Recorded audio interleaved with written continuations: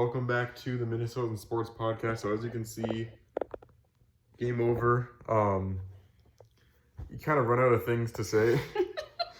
I mean, okay, so the offensive line in this game was atrocious. At first, I should say, Vikings won 24-16, as most Vikings fans know at this point. But they improved to 5-1. The Packers are going to lose to the Jets, which is phenomenal because that means that we're now a full 2 games ahead in the division, and we have the tiebreaker over them because we won in week 1. But we'll have to see how it goes the rest of the season because we still need to see the Vikings play like a really good team and see how they play against, I think the next like really good team we're going to play is the Bills, which is going to be concerning. Yeah.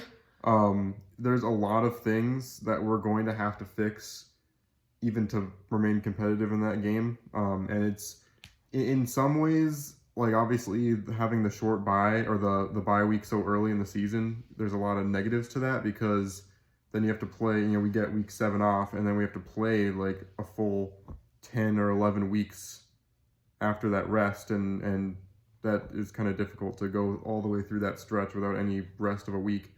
But it is good for this like young team with Kevin O'Connell to get that full week or 2 weeks to recuperate because there's a lot of things we need to work on with play calling. There's a lot of things that we have to talk with Ed Donatel about, our defensive coordinator, because I made a lot of comments about the defense today. Because yes, we only allowed 3 points going into even the third quarter, but it was all the Dolphins. There was that one drive where the Dolphins gained 36 yards right from the get-go and then proceeded to get 40 yards in penalties.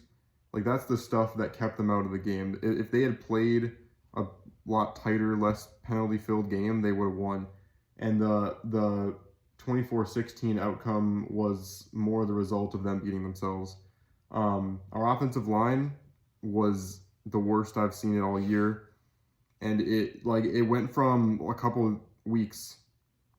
couple weeks where our offensive line was honestly one of the best parts of our team, to all of a sudden Kirk Cousins was, you can't put much on this game on Kirk Cousins for the ability to score because, wide receivers had to get open so quickly. It was just really rough to watch. Our offensive line was letting everyone through. So honestly, we're thankful that we won this game. Delvin Cook had a good second half, and he broke out that huge run that ended up sealing it for us. So there's just a lot of things that we need to work on. And again, it's hard to, proclaim anything about this team yet until we face a good team. I think that the Bills are going to be the first, really good, Super Bowl contender team that we're going to play.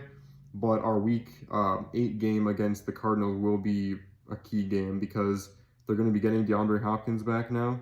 I know the Cardinals' offense has been lackluster, but I think that I would, at this point, pick the Cardinals over the Vikings right now, just the way we've been playing and with Hopkins coming back. So we'll see them this week, how they play with Hopkins back. But that'll be our next game.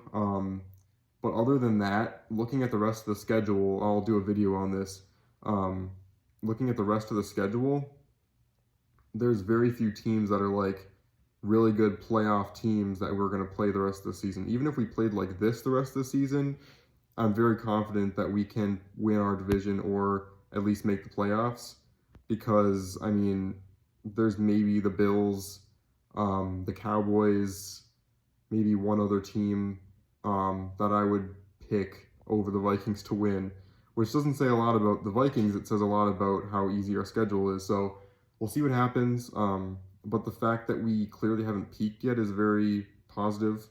And Kevin O'Connell's play calling is clearly going to get better. This is first 6 games of his career as a head coach that he's called plays.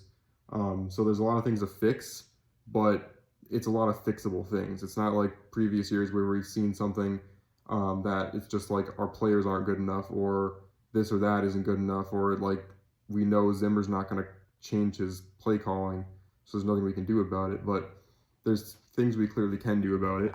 But the last thing I wanted to talk about is that I like the fact that these coaches and players are clearly communicating with each other. The years of Mike Zimmer, we just saw like Zimmer would like see a play go bad and he'd just turn his head and get disgusted and walk away, and Cousins was left just standing there like, what am I supposed to do? But there was a few times where Kirk Cousins went to the sideline, and like you could make a case that like, oh, they're yelling back and forth at each other, they're getting angry. But I like the fact that Kirk Cousins came to the sideline frustrated, and Kevin O'Connell was already there to meet him, Yeah. and he was like, "Let's work through this. What happened? Like, and Justin Jefferson ran the wrong route. Like, let's talk about it and fix it."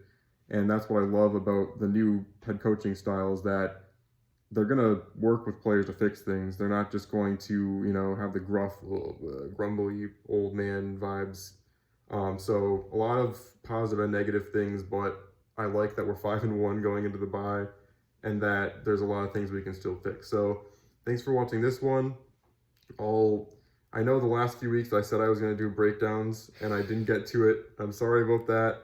But I don't have a night job at all the next couple weeks, so I should be able to cover everything now. So thanks for watching. Thanks for your patience, and I'll see you on the flip side.